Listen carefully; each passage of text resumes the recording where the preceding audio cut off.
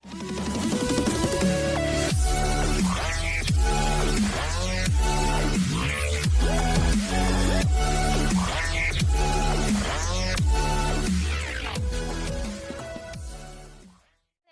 Take फिलो।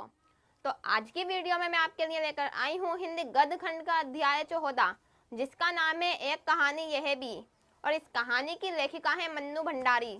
Mannu Bhandari जी ने इस कहानी में अपनी आत्मकथा लिखी है। जी हाँ, आत्मकथा, जिसे आप इंग्लिश में ऑटोबायोग्राफी के नाम से जानते हैं।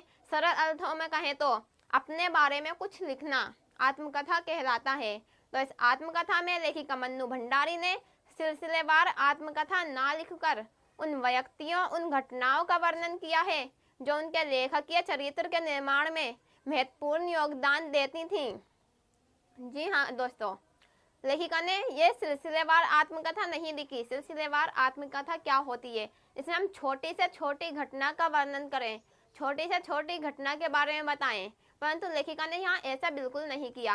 लेखिका ने यहाँ सिर्फ उन्हीं लोगों के बारे में बताया या उन्हीं घटनाओं के बारे में जिससे उनके लेखक ये जिससे उनके जो लेखक बनी है वो उनके चरित्र के निर्माण में, उनके लेखक बनने में जिन्होंने महत्वपूर्ण भूमिका निभाई है। लेखिका ने यहाँ अपने किशोर जीवन से जुड़ी घटनाओं के साथ साथ अपने पिताजी और अपनी कॉलेज की प्राध्यापिका शीला अग्रवाल के बारे में लिखा है। जी हाँ, उन्होंने अपने किशोर जीवन से जुड़ी कुछ घटनाएं लिखी हैं और उसके बाद उन्होंने अपने पिताजी और अपनी अध्यापिका शीला अग्रवाल के बारे में लिखा है। उन्होंने एक ऐसी लड़की के बारे में जो पारिवारिक बंधनों से बंधी होने के बावजूद अनेक पड़ावों को पार करते हुए एक असाधारण क्रांतिकारी लड़की के रूप में खुद का वर्णन किया है। जी हाँ, वे एक ऐसी लड़की थी कि एक पारिवारिक बंधनों से बंधी हुई थी वो, परंतु अनेक पड़ावों को, अनेक सिचुएशन को पार करते हुए वो एक असाधारण क्रांतिकारी लड़की के रूप में बन गई। एक असाधारण क्रांतिकारी लड़की जो सड़कों पर नारे लगाती, भाषण देती थी, ऐसी लड़की बन गई वो। सन 1946-47 में जब आज़ादी के आंदोलन हो रहे थे तो उसमें भी लेखिका ने बढ़ चढ़कर भाग लिया। आप जानते हैं, सन 1947 में हमारा भारत देश ब्रिटिश शासन से आज़ाद हुआ था। उसी वक्त उससे पहले सन 1946 में जो आज़ादी के लिए आंदोलन हो रहे थे, बड़े बड़े आंदोलन हुए थे जिसके कारण हमारा भारत देश आज आज़ाद है। हम आज़ाद हैं, हम अपने आप को आज़ाद महसूस करते हैं, हमारा अपना संविधान है, हमारे ऊपर किसी कोई पाबंदी नहीं है, हम अपनी मर्जी से अपनी लाइफ जी सकते हैं। तो ये सब सन 1947 में हुआ था। उससे पहले के लोगों ने बहुत ज़्यादा संघर्ष किए थे हमारी आज़ादी दिलाने में, आज़ादी प्राप्त करने में। तो उसी में लेखिका भी शामिल थी। उस वक्त उन आंदोलनों में लेखिका के जोश, लेखिका के उल्लास, लेखिका के उत्साह और विरोध करने का ढंग अद्भुत था, एकदम निराला था, सबसे अलग था। फिर उसके बाद लेखिका अपने बारे में बताती हैं कि उनका जन्म मध्य प्रदेश के भानुपुरा गांव में हुआ था, परंतु जब उनमें कुछ सोचने समझने की क्षमता जागी तब उन्होंने अपने आप को राजस्थान के अजमेर शहर के बिरमपुरी मोहल्ले के 2 मंजिले मकान में पाया। जी हाँ, जब उनमें कुछ सोचने समझने की क्षमता आ गई तब वे अजमेर आ चुके थे, अजमेर के बिरमपुरी मोहल्ले में, जहाँ उनका 2 मंजिला मकान था, जिसके दूसरे मंजिल पर उनके पिताजी का साम्राज्य था, जहाँ पर वे रहा करते थे। वहाँ वे हमेशा पुस्तकें, पत्रिका व समाचार पढ़ते हुए उन्हें देखा गया था। कभी कभी वे डिक्टेशन भी बोला करते थे, परंतु लेखिका अपने भाई बहनों के साथ नीचे के मकान में रहा करती थी। अजमेर आने से पहले लेखिका के पिता इंदौर के एक बहुत ही प्रतिष्ठित और सम्मानित व्यक्ति थे। जी हाँ, लेखिका के पिता अजमेर आने से पहले इंदौर में बहुत ही ज़्यादा सम्मानित व्यक्ति थे और वे कांग्रेस पार्टी के नेता भी थे। कांग्रेस पार्टी के नेता होने के साथ साथ वे समाज सुधारक भी थे। लेखिका के पिता सिर्फ पढ़ाई के उपदेश नहीं दिया करते थे, बल्कि बच्चों को घर बुलाकर पढ़ाया भी करते थे। यह कितनी अच्छी बात है, बच्चों को पढ़ाई के बारे में जागरूक करना, पढ़ाई के बारे में बताना, उसे बताना ही नहीं, उन्हें घर बुलाकर पढ़ाना भी। और आगे बताती हैं कि उनके पिताजी कोमल स्वभाव के होने के साथ साथ क्रोधी और अहमवादी भी थे। जी हाँ, वो सिर्फ कोमल स्वभाव के ही नहीं थे, बल्कि उनके अंदर थोड़ा थोड़ा गुस्सा भी था, थोड़े वो अहमवादी भी थे। इसके बाद लेखिका बताती हैं कि उन्होंने अपने पिताजी को हमेशा उनके टूटे गुणों और अधूरी महत्वाकांक्षाओं के बोझ तले दबते हुए देखा था। जी हाँ, टूटे गुण, वो अपने आप को सोचते थे कि उनके अंदर कोई गुण नहीं है, परंतु ऐसा नहीं होता। हर इंसान के अंदर कुछ ना कुछ गुण जरूर होता है। तो इसी तरह लेखिका के पिता सोचा करते कि मेरे अंदर कोई गुण नहीं है, उनकी कोई इच्छाएं, कोई आकांक्षाएं पूरी नहीं हुई, जिसकी वजह से वे अपने आप को उन सब के बोझ तले दबे हुए देखा करते थे। लेखिका के पिता अजमेर आने के बाद उन्होंने एक हिंदी अंग्रेजी शब्दकोश, जिसे हम इंग्लिश में डिक्शनरी कहते हैं, वो लिखा, जिससे उन्हें यश और सम्मान तो मिला, परंतु धन की प्राप्ति नहीं हुई। अब धन की प्राप्ति ना होने के कारण आर्थिक तंगी तो होगी ही, तो आर्थिक तंगी होने के कारण और राजशाही शान शौकत का दिखावा करने के कारण उनके पिताजी बहुत ज़्यादा क्रोधी हो गए थे। जी हाँ, जब हमारे पास पैसे नहीं होते और हम झूठा दिखावा करते हैं कि हमारे पास बहुत पैसे हैं, तो उसके बाद हम अंदर ही अंदर दुखी हो जाते हैं, क्रोधित हो जाते हैं अपने आप से या फिर दूसरों से। जो भी हमें दिखाई देता है हम उस पर गुस्सा करते हैं। तो इसी तरह लेखिका के पिताजी भी अपना सारा गुस्सा लेखिका की माँ पर उतारा करते थे, परंतु लेखिका की माँ उन्हें पलटकर कुछ नहीं कहती थी, बल्कि चुपचाप उनकी बातों को सुना करती थी। और अपनों से ही धोखा मिलने के कारण, अपनों से ही विश्वासघात मिलने के कारण लेखिका के पिता बहुत ही ज़्यादा शक्की मिजाज के हो गए थे। उनका स्वभाव बहुत ही ज़्यादा शक्की हो गया था। वो छोटी छोटी बातों पे शक किया करते थे, और इस उनके शक के लपेटे में कभी कभी लेखिका और उनके भाई बहन भी आ जाया करते थे। फिर लेखिका आगे कहती है कि मैं अपने पिता की कोई यशोगाथा नहीं गा रही हूँ, बल्कि मैं सिर्फ ये बताना चाहती हूँ कि उनके अंदर क्या गुण थे और क्या दोष थे, जिसके कारण लेखिका हीन भावना का शिकार हो गई। हीन भावना, आप समझ सकते हैं, हीन भावना की एक अपने दिमाग में एक ऐसी थिंकिंग बना लेना कि हम अच्छे नहीं हैं, या हम सुंदर नहीं हैं, या हम अच्छे नहीं दिखते, कोई हमें पसंद नहीं करता है, कैसी भावना दिमाग में उत्पन्न हो जाना। तो लेखिका के दिल दिमाग में ऐसी ये भावना किस तरह से उत्पन्न हुई थी, लेखिका ये बताती हैं।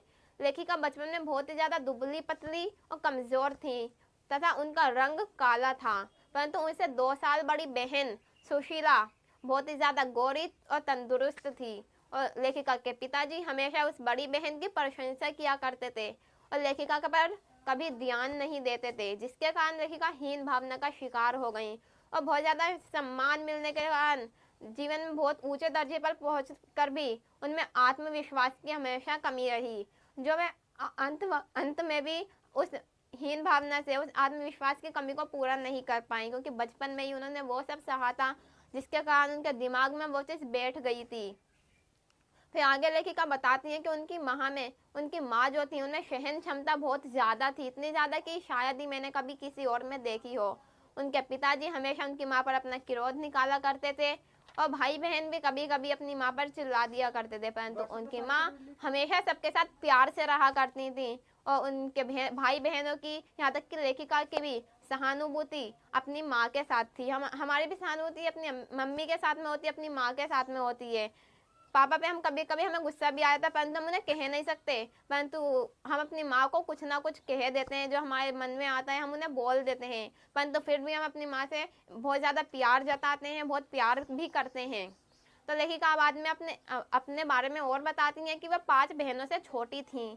यहाँ 5 बहनों से छोटी थी लेखिका अपने घर में, और वे बचपन में जो भी बच्चे खेल खेलते हैं, आपने भी खेल खेले होंगे, मैंने भी खेले हैं, उसी तरह से लेखिका ने भी खेल खेले हैं अपनी भाई बहनों के साथ में, परंतु उनके खेल की सीमाएं सिर्फ घर तक सीमित थी। उस वक्त घर की सीमाएं सिर्फ घर नहीं होती थी, बल्कि मोहल्ले तक सीमित होती थी। परंतु आजकल मोहल्ला संस्कृति बिल्कुल समाप्त हो गई है, क्योंकि हमने फ्लैटों में रहना चालू कर दिया है, सोसाइटियों में हम सब रहने लगे हैं, जहाँ पे कोई एक दूसरे से बिल्कुल भी मतलब नहीं रखता। हमें ये भी नहीं पता होता कि हमारे ऊपर के फ्लैट में अगल बगल में कौन रह रहा है, बिल्कुल भी हमें कुछ पता नहीं होता। इसे हम सिर्फ अपने घरों तक सीमित रह गए हैं, अपने मोबाइलों तक सीमित रह गए हैं, परंतु उस वक्त पे ऐसा बिल्कुल नहीं था। घर की सीमाएं मोहल्ले तक सीमित थी, मोहल्ले के लोग भी एक परिवार की तरह होते थे। इसलिए लेखिका बताती हैं कि जब उन्होंने लिखना प्रारंभ किया था तब वो पात्र भी ऐसे ही रखती थी जैसे उनके मोहल्ले पड़ोस के लोग होते थे, और उसी को याद करते हुए लेखिका बताती हैं कि उन्होंने एक महाभोज जो उनका साहित्य था उसे लिखा। उसे लिखते वक्त उनके दादा की यादें उनके दिमाग में सजीव हो उठी। या सजीव हो उठी इसका मतलब ये है कि उन्होंने महाभोज में एक ऐसा पात्र बनाया जिसके अंदर विशेषताएं, जिसके अंदर जो गुण थे वो बिल्कुल उनके दादाजी की तरह थे।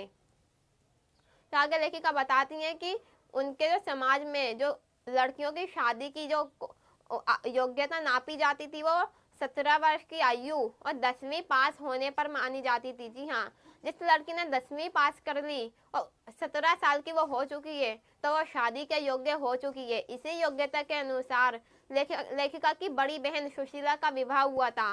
उससे पहले उसकी बाकी बहनों का भी विवाह हो गया था। और लेखिका के 2 बड़े भाई पढ़ने के लिए बाहर चले गए, जिसके कारण लेखिका अपने घर में अकेली पड़ गई। और अकेले होने के कारण लेखिका के पिताजी का सारा ध्यान लेखिका की ओर आकर्षित हो गया। वे लेखिका पर ध्यान देने लगे, जो लेखिका के लिए शायद बहुत अच्छा साबित हुआ। और लेखिका के पिताजी ने कहा कि तुम आज के बाद रसोई में नहीं जाओगी, क्योंकि रसोई में भटियारने खाना बनाती हैं। वो लेखिका को रसोई में जाते हुए बिल्कुल नहीं देखना चाहते थे, तो लेखिका ने ऐसा ही किया, वे रसोई में कभी नहीं जाती थी। लेखिका के पिताजी एक कांग्रेस पार्टी के सदस्य थे, इसलिए उनके घर पे आए दिन बैठकें होती रहती थीं। क्योंकि उस वक्त देश में इतना कुछ चल रहा था, आज़ादी का वक्त था, तो आप समझ सकते हैं कि क्या सिचुएशन होगी उस वक्त, किस तरह का माहौल होगा बाहर। तो इसीलिए उनके घर में बैठकें आए दिन होती रहती थी, जिसके लिए लेखिका के पिताजी लेखिका से चाय मंगाया करते थे। और चाय जब लेखिका लेकर जाती थी उस कमरे में तो वह लेखिका को भी वहीं पर बिठा लिया करते थे, जिससे लेखिका उन बैठकों को सुने और समझे कि देश में क्या चल रहा है, क्या माहौल है देश का। परंतु लेखिका उस वक्त बहुत छोटी थी, वो ये सब चीज़ें नहीं समझ पाती थी। परंतु 10वीं कक्षा तक ऐसे ही रहा। लेखिका उन बैठकों को सुनती जरूर थी परंतु समझ नहीं पाती थी और सिर्फ वे अपनी पुस्तकों को पढ़ने में ही ध्यान देती थी। जब उन्होंने 10वीं कक्षा पास कर ली उसके बाद जिस स्कूल में उन्होंने 10वीं कक्षा पास करी उसे कॉलेज में बदल दिया गया। जी हाँ, उस स्कूल को कॉलेज बना दिया गया, जिसमें एक नई अध्यापिका आई जिनका नाम था शीला अग्रवाल। शीला अग्रवाल जो अध्यापिका थी उन्होंने लेखिका पर बहुत ज़्यादा ध्यान दिया और उन्होंने लेखिका को खुद किताबें छांट कर दी कि तुम इन किताबों को पढ़ो, ये तुम्हारे लिए अच्छी हैं, ये तुम्हारे भविष्य में बहुत ज़्यादा काम आएंगी। और लेखिका ने उन पुस्तकों को पढ़ना शुरू कर दिया। जब उन पुस्तकों को पढ़ा तो साहित्य के बारे में थी, जिससे लेखिका की रुचि साहित्य में पैदा हुई। और लेखिका के पिता उन्हें बैठकों में बिठाया करते थे, जिससे देश में क्या हो रहा है वो सब भी जानकारी लेखिका को मिलती गई। और आज़ादी का वक्त था, देश में बहुत सारे आंदोलन हो रहे थे जिसमें लेखिका ने भी भाग लेना शुरू कर दिया। परंतु इस कारण लेखिका के घर का माहौल बहुत ज़्यादा गर्मा जाता था, क्योंकि लेखिका के पिता ने सिर्फ उन्हें इतनी इजाज़त दी थी कि वे घर में जो चाहे कर सकती हैं। परंतु लेखिका ने ऐसा ना करके बल्कि बाहर सड़कों पर निकलना शुरू कर दिया, नारेबाजी शुरू कर दी, भाषणबाजी शुरू कर दी, जिसके कारण लेखिका से उनके पिता की हमेशा अनबन चलती रहती थी।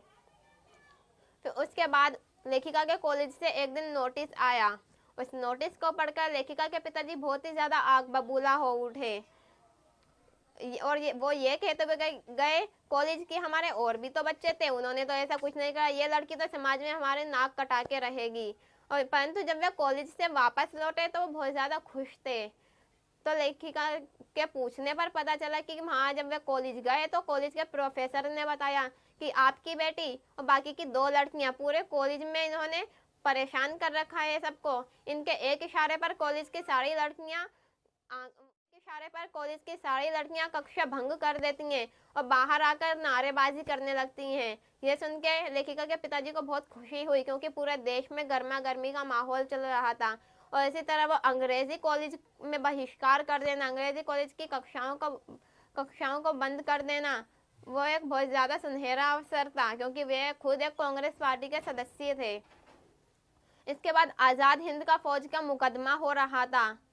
उस वक्त सभी दुकानों को बंद करने का आदेश दे दिया गया, परंतु कुछ लोगों ने अपनी दुकानों को बंद नहीं किया, जिसके कारण लेखिका और इनके जो कॉलेज में पढ़ने वाले छात्र थे उन सब ने एक समूह बनाया और दुकानों पर जा जाकर सबकी दुकानें जबरदस्ती बंद करवाईं और वहीं पर चौराहे पर खड़े होकर लेखिका ने एक भाषण भी दिया, जिसके कारण लेखिका के विरोधी और लेखिका के पिता के मित्र उनके पास आए और बोले कि तुम्हारी बेटी तो वहाँ नारेबाजी कर रही है, लड़कों के साथ घूम फिर रही है, भाषणबाजी कर रही है, ये सब अच्छा नहीं है एक लड़की के लिए। जिसके कारण लेखिका के पिताजी बहुत ज़्यादा क्रोधित हो गए और कहने लगे कि आज के बाद मन्नू घर से बाहर नहीं जाएगी। उन्होंने लेखिका को घर से बाहर जाने के लिए उनकी माँ से मना कर दिया, परंतु जब लेखिका घर में आई तो उन्होंने पाया कि उनके पिताजी के पास उनके बहुत ही अच्छे मित्र डॉक्टर अंबाला जी बैठे हुए हैं और वे कह रहे हैं कि तुम्हारी बेटी ने तो आज इतना अच्छा भाषण दिया और तुमने आज बहुत बड़ा गोल्डन चांस मिस कर दिया उसका भाषण ना सुनकर। यह बात सुनकर लेखिका के पिताजी का गुस्सा एकदम से शांत हो गया और वे खुश हो गए। एकदम से वो बहुत ज़्यादा खुश हो गए ये बात सुन के कि डॉक्टर अंबाला जी उनकी बेटी की इतनी ज़्यादा तारीफ कर रहे हैं। आज भी जब लेखिका डॉक्टर अंबाला जी के बारे में सोचती हैं तो उन्हें उनका बड़प्पन याद आ जाता है, क्योंकि एक छोटी सी लड़की, एक 17 साल की लड़की इस तरह चौराहे पर खड़े होकर कैसा भाषण दे सकती है। परंतु उसके बाद भी डॉक्टर अंबाला जी ने लेखिका के पिताजी से इतनी ज़्यादा तारीफ की कि उनका गुस्सा खुशी में तब्दील हो गया।